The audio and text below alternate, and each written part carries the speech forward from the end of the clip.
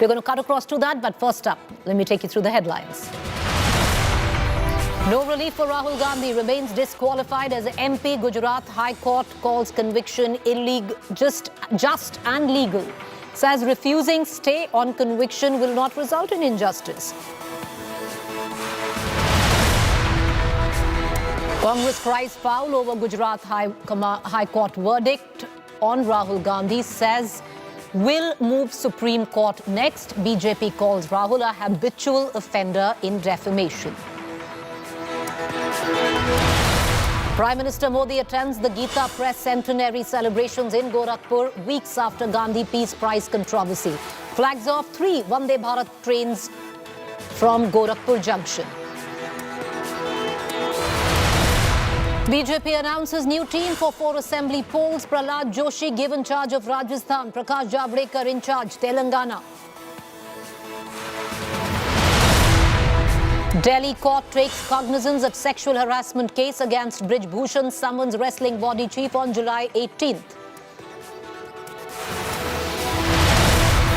After launch of Twitter alternative thread app, Musk threatens to sue Meta over unlawful misappropriation of Twitter's trade secrets.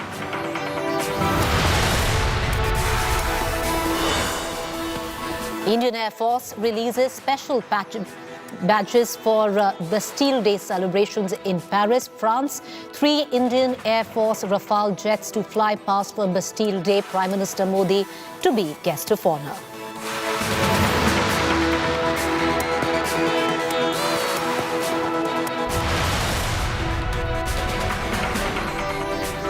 All right, viewers, let's take you now directly to Varanasi. Banaras Prime Minister Modi in Varanasi, his own parliamentary constituency, after he inaugurated 3 Vande Bharat trains at the Gorakhpur Junction and also attended the centenary celebrations of Gita Press in Gorakhpur.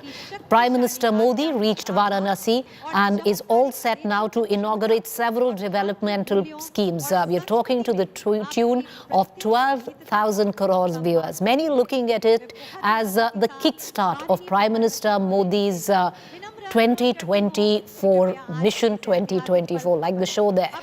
Earlier, he did attend, like I told you, the closing ceremony of the Gita Press centenary celebrations in Gorakhpur, weeks after his government conferred the Gandhi Peace Prize for the year 2021 on the publishers. The decision triggered a political controversy, with the Congress calling the move a travesty and compared it to awarding Hindutva ideologue Savarkar. Let's cut across right now. Prime Minister Modi speaking.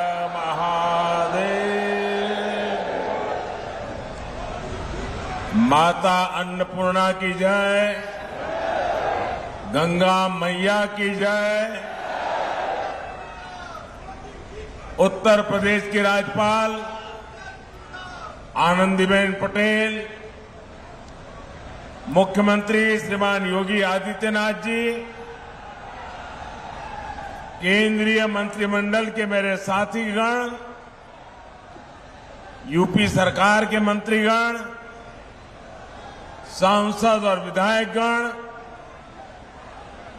अलग अलग योजनाओं के सभी लाभार्थी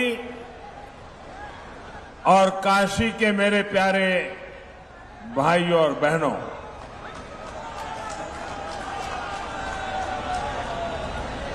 सावन के महीने की शुरुआत हो,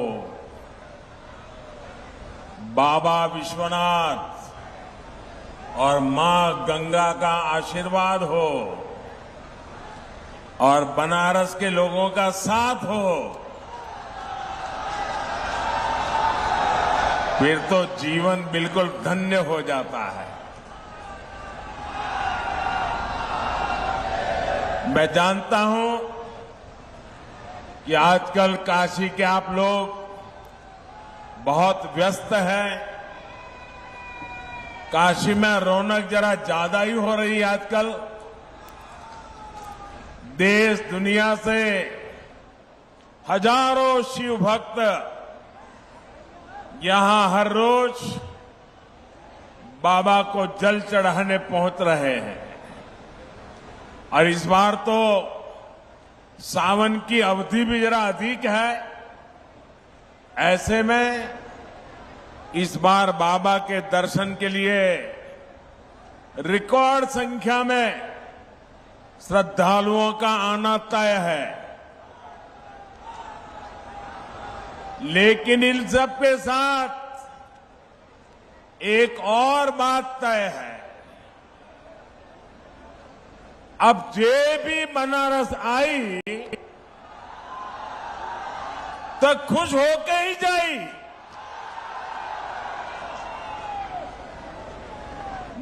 मुझे बहुत ज्यादा चिंता नहीं होती कि इतने सारे लोग आएंगे, बनारस में सब कैसे मैनेज होगा। काशी के लोग तो मुझे सिखा देते हैं, मैं उनको कोई चीज सिखा नहीं सकता हूं। अभी G20 के लिए दुनिया भर से इतने सारे लोग बनारस आए थे। काशी के लोगों ने उनका इतना भव्य स्वागत किया, इतना अच्छा प्रबंध किया कि आज पूरे दुनिया में आपकी और काशी की वाहवाही हो रही है। और इसलिए मुझे पता है काशी के लोग सब संभाल लेंगे। आप लोगों ने काशी विश्वनाथ धाम और पूरे परिसर को भी इतना भव्य बना दिया है कि जो यहां आ रहा है गदगद होकर जा रहा है। ये बाबा की इच्छा ही थी कि हम उसे पूरा करने का निमित्त बन पाए। ये हम सभी का सौभाग्य है। भाई और बहनों, आज काशी सहित उत्तर प्रदेश को लगभग 12,000 करोड़ रुपए की परियोजनाओं का उपहार मिला है। हमने जो काशी की आत्मा को बनाए रखते हुए नूतन काया का संकल्प लिया है, ये उसका विस्तार है। इनमें रेल, रोड, पानी, शिक्षा, टूरिज्म से जुड़े प्रोजेक्ट हैं, घाटों के पुनर्विकास से जुड़े प्रोजेक्ट्स हैं।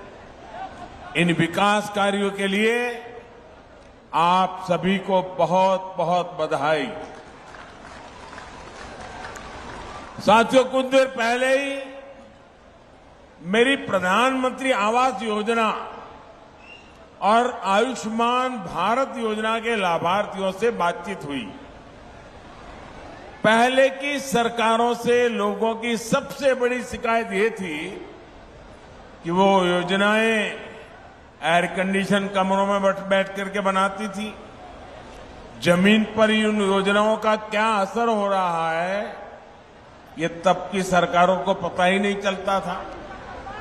लेकिन भाजपा सरकार ने लाभार्थियों से बात की, संवाद की, मुलाकात की, एक नई परंपरा शुरू की है। यानी बेनिफिट भी डायरेक्ट और फीडबैक भी डायरेक्ट। इसका फायदा ये हुआ कि हर सरकारी विभाग, हर अफसर अपनी जिम्मेदारी निभाने लगे। अब किसी के लिए गुणा गणित का कोई चांस ही नहीं बचा है। साथियों, जिन दलों ने अतीत में भ्रष्ट और नाकाम सरकारें चलाई, वे आज लाभार्थी का नाम सुनकर तिलमिला जाते हैं।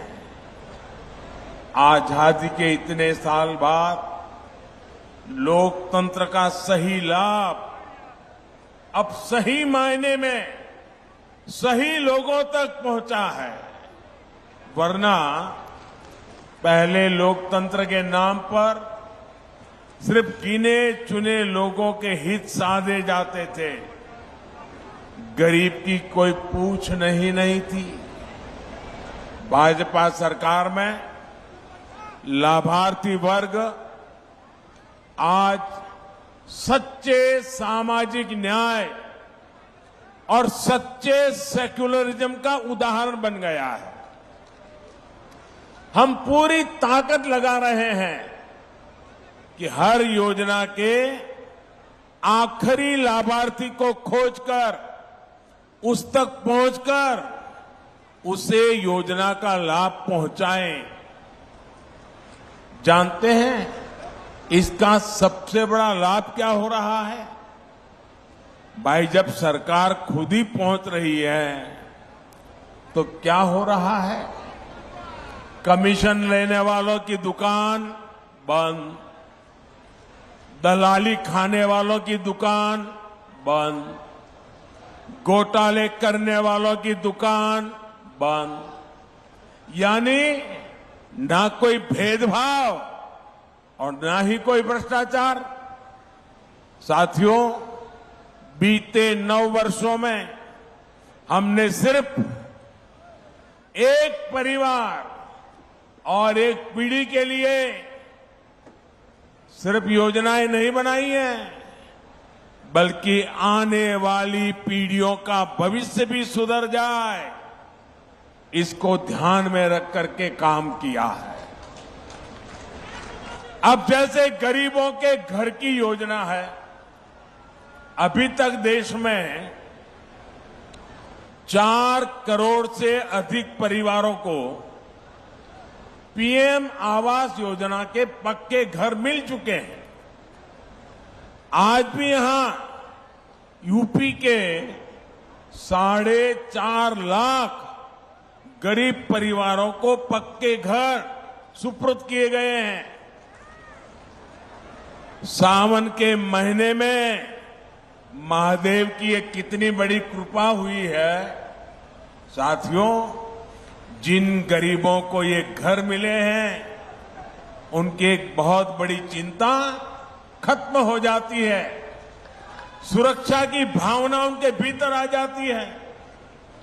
जिन्हें ये घर मिलता है, उनमें एक नया स्वाभिमान जगता है, नई ऊर्जा आती है। जब ऐसे घर में कोई बच्चा पलता है, बढ़ता है, तो उसकी आकांक्षाएं भी अलग होती है। और आपको एक बात मैं बार बार याद दिलाता हूं, पीएम आवास योजना के ये ज्यादातर घर महिलाओं के नाम पर मिल रहे हैं। आज इन घरों की कीमत कई लाख रुपए हो गई है। करोड़ों बहनें तो ऐसी हैं जिनके नाम पर पहली बार कोई प्रॉपर्टी रजिस्टर हुई है। इससे गरीब परिवारों की बहनों को जो आर्थिक सुरक्षा की गारंटी मिली है, ये वो ही जानती है। साथियों, आयुष्मान भारत योजना भी सिर्फ 5 लाख रुपए के मुफ्त इलाज तक सीमित नहीं है। इसका प्रभाव कई पीढ़ियों तक पड़ रहता है। जब गरीब परिवार में कोई गंभीर रूप से बीमार पड़ता है, तो किसी की पढ़ाई छूट जाती है, किसी को छोटी उम्र में काम करने के लिए जाना पड़ता है, पत्नी को भी रोजी रोटी के लिए निकलना पड़ता है।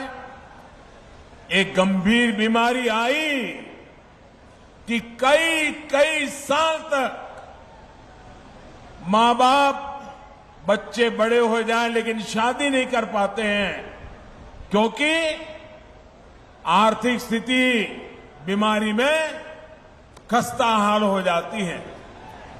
और गरीब के सामने 2 ही विकल्प होते हैं, या तो वो अपनों को अपनी आंखों के सामने जिंदगी के लिए संघर्ष करते देखे, या घर खेत बेच दे, किसी से इलाज के लिए कर्ज ले। जब प्रॉपर्टी बिकती है कर्ज का बोझ बढ़ता है तो आने वाली कई कई पीढ़ियां प्रभावित हो जाती है। आयुष्मान भारत योजना आज गरीब को इसी संकट से बचा रही है। इसलिए मैं मिशन मोड पर लाभार्थियों तक आयुष्मान कार्ड पहुंचाने के लिए इतना अधिक प्रयास कर रहा। आज भी यहां से 1,60,00,000 लाभार्थियों को आयुष्मान भारत का कार्ड बंटना शुरू हुआ है।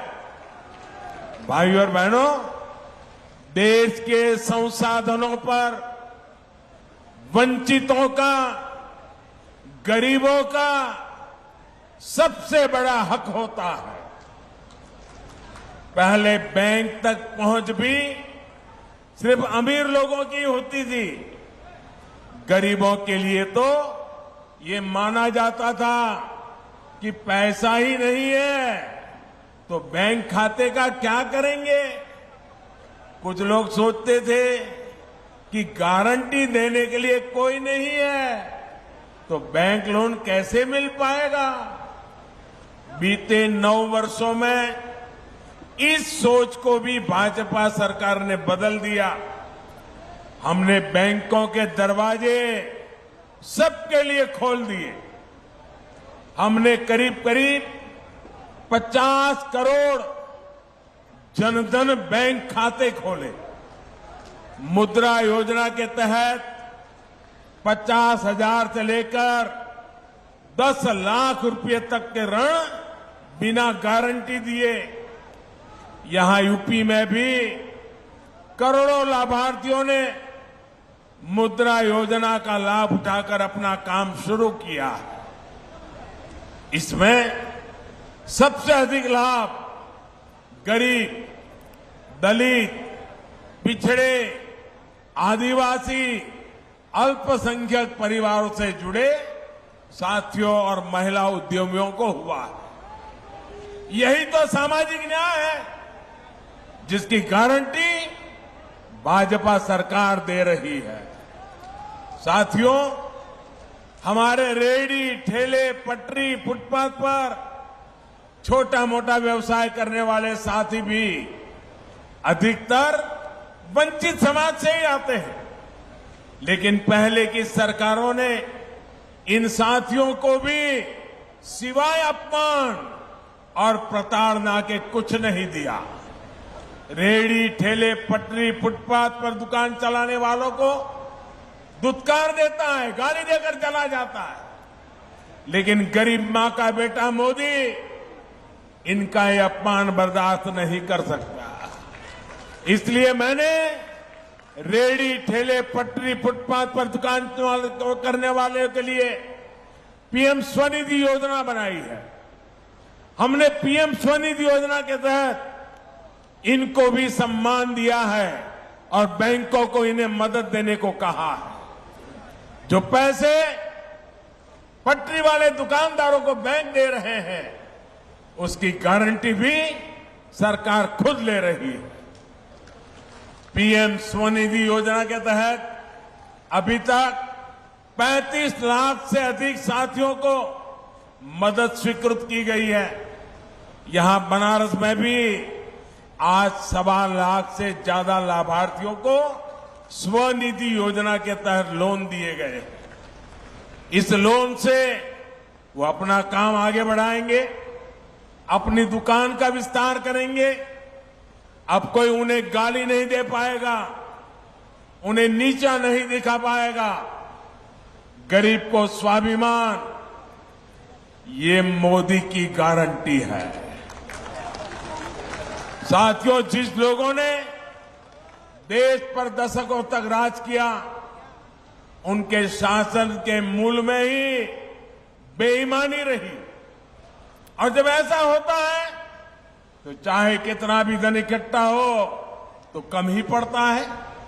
2014 से पहले भ्रष्टाचारियों और परिवारवादियों की सरकारों के दौरान ऐसा ही कारोबार चलता था।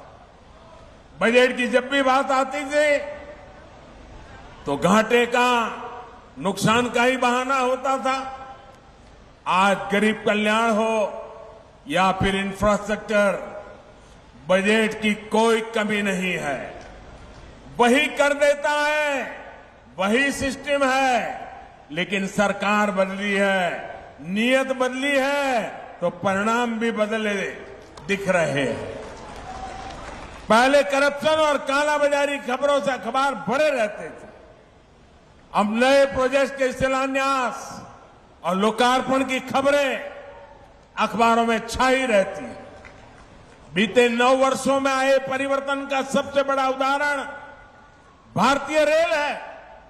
ईस्टर्न डेडिकेटेड फ्रेट कॉरिडोर, यानी मालगाड़ियों के लिए विशेष पटरियों की योजना 2006 में शुरू हुई थी, लेकिन 2014 तक 1 किलोमीटर ट्रैक भी नहीं बीत पाया था। 1 किलोमीटर भी नहीं।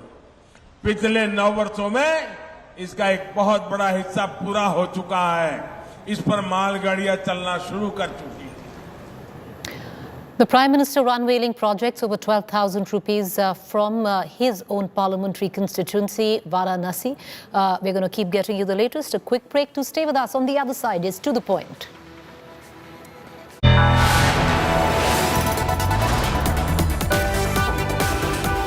You are watching India Today.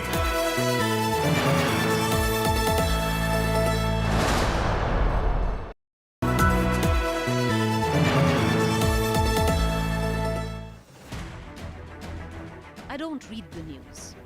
I read between the lines to tell you the true version of events. The true story of our times.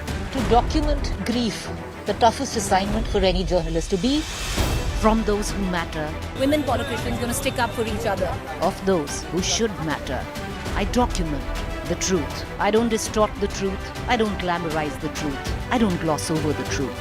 The ghosts of India's contentious medieval history have come knocking again. I hustle for the truth. On the ground, in the newsroom, in the studio. I don't try to grab eyeballs. I inform you to make you see the point. To The Point with Preeti Chaudhary. At these times, only on India Today.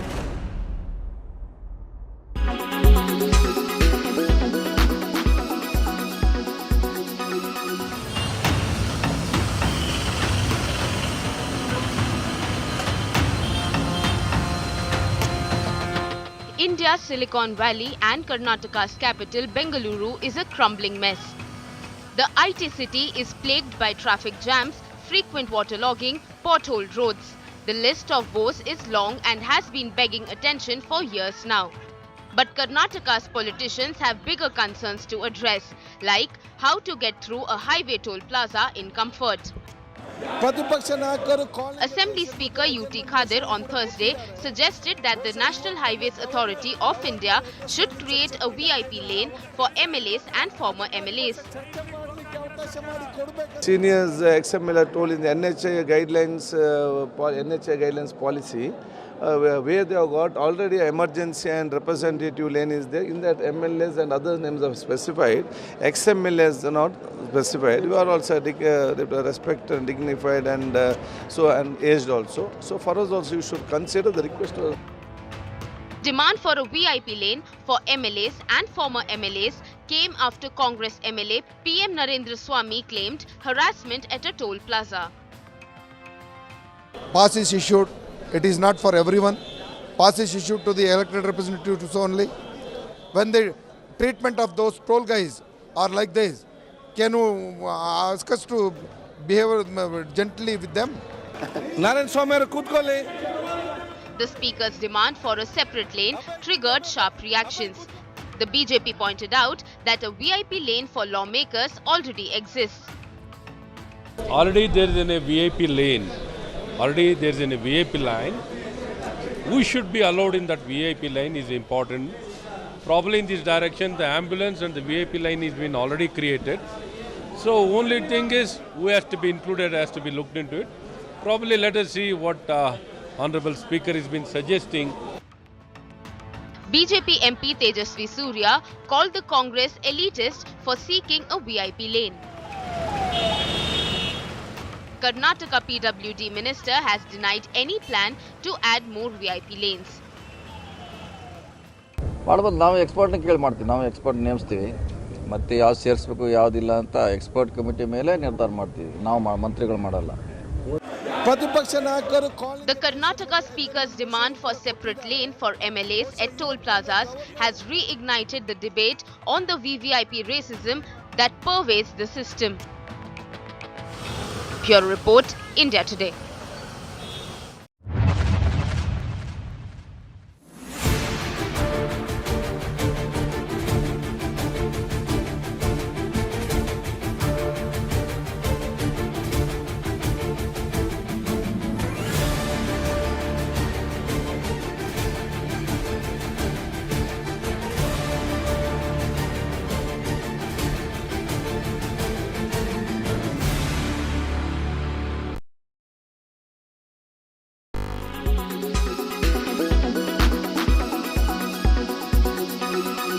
Why does this happen? Let me tell you the science behind it.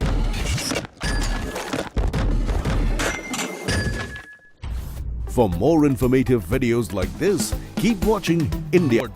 The world comes together at Sharda University. SBI Mutual Fund, a partner for life. UBI, अच्छे लोग अच्छा bank.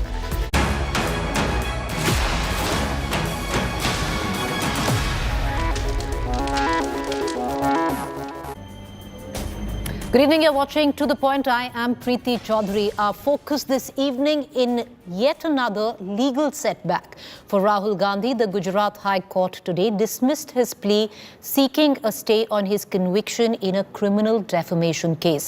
Now, the Gandhi scion has an option to approach the Supreme Court, which his legal team is going to do so. But huge amounts of politics understandably playing on the sidelines of it all.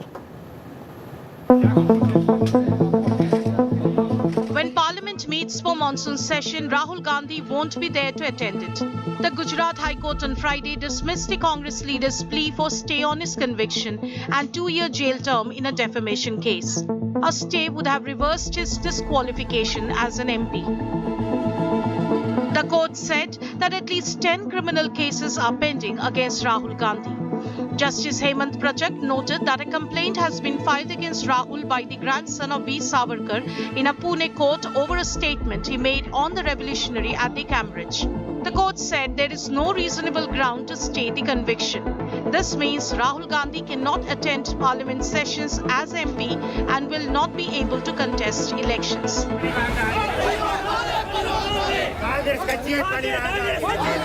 Unhappy with the High Court's verdict, Congress workers staged protests in Delhi, Patna and Chennai. The Congress says it will fight the battle both politically and legally. If you think free, speak free, act free, you will be visited with the worst possible criminal, civil and other consequences. We have no doubt that this intersection of arrogance and infallibility shown by the government of the day and the ruling party of the day will be dealt with properly in the Supreme Court. The BJP welcomed the Gujarat High Court verdict.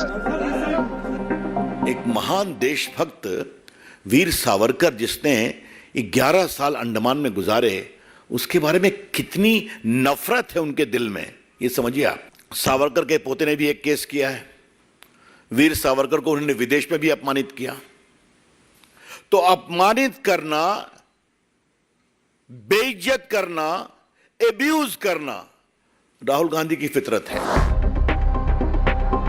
The court verdict also exposed divisions within the opposition ranks, with Telangana Chief Minister K. Chandrasekhar Rao's party snubbing the Congress leader. Who cares what Rahul Gandhi has to say? What do you think Rahul Gandhi is today? I'm asking you a straight question. Today Rahul Gandhi comes here and makes policy statements. In what capacity is he making the statement? Is he the president of Congress party? Is he the president of the Congress party in Telangana? Is he even a member of parliament? In what capacity is he making these announcements, and why should you take him seriously? In March, Rahul Gandhi was convicted by a Surat court of defaming the Modi community in a remark he made at a rally in Karnataka ahead of the 2019 Lok Sabha elections. एक छोटा सा सवाल, इन सब के नाम, इन सब चोरों के नाम मोदी मोदी मोदी कैसे हैं? नीरव मोदी, ललित मोदी, नरेंद्र मोदी, और अभी थोड़ा ढूंढेंगे तो और बहुत सारे मोदी निकलेंगे. Now Rahul Gandhi can move the Supreme Court seeking a stay on his conviction and jail sentence. Unless he gets relief from the top court, the Congress leader won't be able to fight the 2024 Lok Sabha elections. Bureau Report, India Today.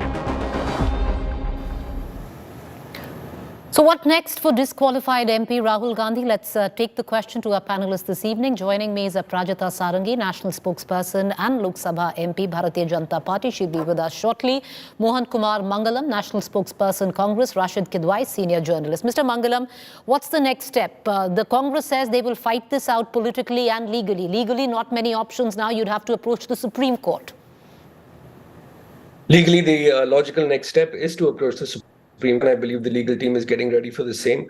Politically, I think the more we speak about what has happened and all the events that led up to Mr. Gandhi's conviction, as well as the context of the judgment that has come out, the contents of the judgment, rather, people will make a decision on their own. I mean, I think the ultimate court here is the court of public opinion. And the more you see this sort of large conspiracy where BJP supporters, BJP office bearers from all over the country are filing defamation cases at the drop of a hat against Mr. Gandhi, you can tell that this is a concerted attempt at basically trying to throttle his voice. And that's because he has been the most vociferous and fearless voice in and outside of Parliament against the government. But, you know, Mr. Mangalam, the question is, there was an opportunity for Mr. Rahul Gandhi, for someone who openly comes out and says he has absolutely no ego. If there was an apprehension that he offended a particular community, and he says he has no he had absolutely no intention of. But if there was an apprehension, there was a window given to him to apologize, which he didn't. Why should he apologize for something that he believes is not wrong and that we believe that he has done no wrong? I mean, the whole principle, the first precedent for a defamation case is that the individual who has been affected is the one who's actually supposed to file the case. And here you have this sort of amorphous, undefined body that has filed the case. You have no evidence of malice. You have no evidence of loss or, suffering of the individuals concerned due to defamation. The fundamental precedents of criminal defamation have not been satisfied in the case. And you're asking him to apologize. You don't apologize when someone alleges or accuses you of something where you've done no wrong. So I don't see a reason why he has to apologize at all. No, at that point of time, and I want to bring in Rashid Kidwai as well and Parajita Sarungi into this conversation. At that point of time, the intention was, if inadvertently he has hurt a certain community, in this case, possibly the OBC community represented by the surname Modi, then why not apologize and get on with it? He would not have invited the defamation in any case then, because there was a window for him to apologize. But Rashid Kidwai, before we cut across to a... Go ahead, sir. Go ahead. Make your point. No, I just want to let you know that if you go back to how this case even proceeded, the complainant himself got a stay on his complaint and waited a full year before the bench changed so he could get it in front of another magistrate and get a favorable verdict for himself. So you can see that there's an entire plan laid out on to convict him. I don't think any sort of apology in any sort of time frame would have stopped them from going ahead with what they wanted to do to begin with. This all happened, and this entire case that was in abeyance was awakened only because of the speech that Mr. Gandhi made in Parliament exposing the Gautam Adani Modi nexus. All right, I want to bring in Rashid Kidwai into this conversation. Rashid Kidwai, the sheer fact, of course, the legal team is going to go about its business, which is to now approach the Supreme Court, and in all possibility, keeping in mind the nature of the case, that in 162 years of the existence of the IPC, never has anyone been given a full term of 2 years for defamation or slander. In all probability, legal framework-wise, he should get reprieve at the Supreme Court level. That aside, Rashid Kidwai, the question is, the Congress working. Now, what is the thinking of the Congress? Because there clearly is an attempt to build Rahul Gandhi as an ideological figure and possibly less of a political figure going forward. Yes, so I think, Preeti, the Congress has to make up its mind whether they want to fight this case as a as a legal battle or as a political level. If it's a political level, then Rahul has to suffer some kind of hardship, and it can be disqualification, it can be jail, it can be a mix of two, and then he can be a leader at large. He may not be a prime ministerial candidate, etc., and that can bring, there is a silver lining that can bring some kind of cohesiveness in the opposition unity, etc. But the problem is that what we are seeing repeatedly, Preeti, is that a mix of both. So every time there is a hearing, see, there is a distinction between how the courts operate. We can go on questioning them, and what is the kind of political conspiracy of it in kind of, entangling and framing of Rahul Gandhi. The Congress is not able to, explain this properly to the voter or to the masses. So there is element of confusion. Preeti, 2019, I remember when Lok Sabha elections were going on, and there was a case about, Rafale, and Rahul Gandhi had made some observation. Each time there was a polling day, and it would coincide. The Congress lawyers kept, kind of debating about whether the word should be, apology or regret or some kind of thing. Now, these are technicalities. So Congress should not get into technicalities if it wants to make a political battle out of this. The mixed approach is proving to be very costly for the Congress, because average voter, average viewer of your program cannot make a distinction. So they look, there is a setback by the court. So there must have, something must have gone wrong. So there is a case between, court and a political party, that being the BJP. Well, there's a certain amount of truth in that, Rashid Kidwai, because ultimately, what is the messaging that is going on, that every time the court is turning down the plea of Rahul Gandhi, nobody really is getting into the semantics of the issue, Mr. Mangalam. But having said that, I want to bring in Parajita Sarangi as well into this conversation. Ms. Sarangi, do you not, as a Lok Sabha MP, as somebody who sits in the seat of a lawmaker, not find it odd that in 162 years of the IPC, madam, that never has any individual been given the full term when it comes down to slander or defamation? A very good evening. At the outset, let me say that we, the Bharatiya Janata Party, and I'm sure a lot of people with the Bharatiya Janata Party, welcome the order of the Gujarat High Court. See, whatever has happened had to happen, because Rahul Gandhi is one person, and he is the member of parliament, let's not forget that, who has been behaving arrogantly and irresponsibly. Now, he has been a habitual offender, let's not forget that. There are 10 criminal cases against him, and many of them are defamation suits. Now, he has also spoken in a very, I would say, irresponsible manner about Veer Savarkar, and the grandson had to go to the Pune court. Now, why is it happening? He goes to London, he goes to Cambridge, and he starts talking against the leaders of our country. He starts talking about against the system here on a foreign land. Now, what's wrong with that? Ms. Sarangi, what's wrong with that?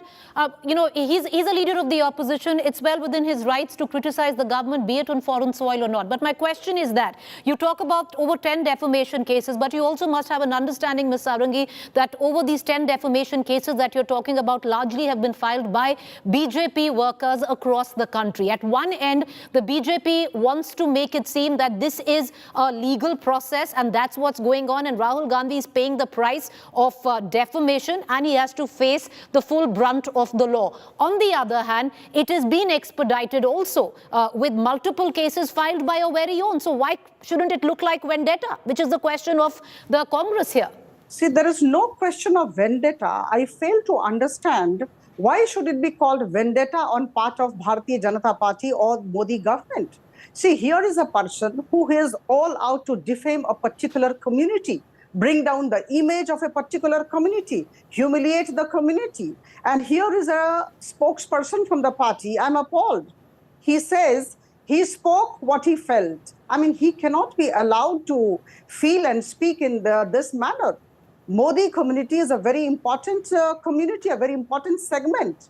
And they are backward classes. Whichever class, a person or a group of persons in the country would be, I think we don't have the right to humiliate or defame. Now remember, the Rafale case, the Supreme Court gave a judgment which was not palatable to the Congress, and this gentleman again had the audacity to question the decision of the Supreme Court, and ultimately he had to apologize. So as I said, he is a habitual offender. This is highly irresponsible behavior, and then the law has to take its course. Now, nobody is above law, nobody is above Can I intervene for a minute? True, madam, the law has to take its course, but you know, the law would have taken its course in any case. And the question that is being raised is that the Bharatiya Janata Party is trying to draw maximum political mileage of it, with multiple cases of defamation being registered against Rahul Gandhi across the country, many of them by BJP leaders, multiple press conferences at the back of it. So, you know, there is a counter argument to that as well, which we'll come to. Mr. Mangalam, I want to bring you in, and I want to take off from what Mr. Kidwai also said. Here you have the spokesperson of the BJP who says that Rahul Gandhi is paying the price of defaming a particular community which belongs to the OBC with the name of Modi. Now, you can cry horse and say that Rahul Gandhi did not mean to insult the OBC community or the Modi community representing the OBCs. However, the messaging which is going down, and which possibly, as Mr. Kidwai is saying, that you're allowing to go down, could be counterproductive.